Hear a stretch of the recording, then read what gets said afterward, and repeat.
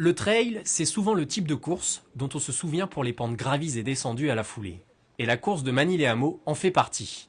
Environ 1000 concurrents ont dû s'échauffer sur les bosses de la forêt de Champféhy, puis traverser les plaines entourant Manille-les-Hameaux pour ensuite affronter la difficulté reine de ce parcours, la forêt de Port-Royal, avant de franchir la ligne au stade Jacques-Anquetil.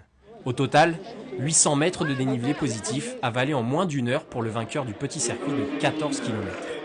Très satisfait, alors c'est un parcours qui monte et qui descend, effectivement c'est du vrai trail, avec en plus des touches d'humour de par l'organisation, on a des petites pancartes à plusieurs reprises, moins de 30 à l'heure, non c'est une très belle course et on a pris du grand plaisir. Sur le tracé version longue de 27 km, il aura fallu un peu plus de 2 heures au vainqueur. La course a laissé des traces. Pour son premier trail en compétition, le triathlète Jonathan Trioem repart satisfait, mais avec une entorse de la cheville. J'étais assez surpris, c'est très vallonné, c'est bien technique. Il y a des parties un peu plus roulantes, mais dans l'ensemble, quand on regarde 2h02 pour 27 km sur une gagne, ça fait un peu plus de 13 km/h. C'est vraiment lent pour une course sur route. Une course sur route, ça se gagne toujours plus rapidement. Mais là, il y a eu beaucoup de dénivelé. Moi, à mon Garmin, j'ai 800 mètres de dénivelé positif, donc ça commence à faire pas mal. Et avec que des montées, des descentes. Donc non, une très belle course. Moi, j'ai pris mon pied tout le long.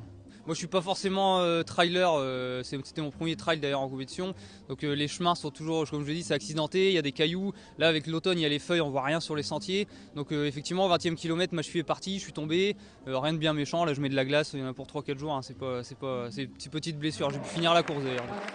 Chez les femmes, c'est Fatima Sali qui s'est imposée, elle a bouclé les 14 km en 1 heure et 8 minutes.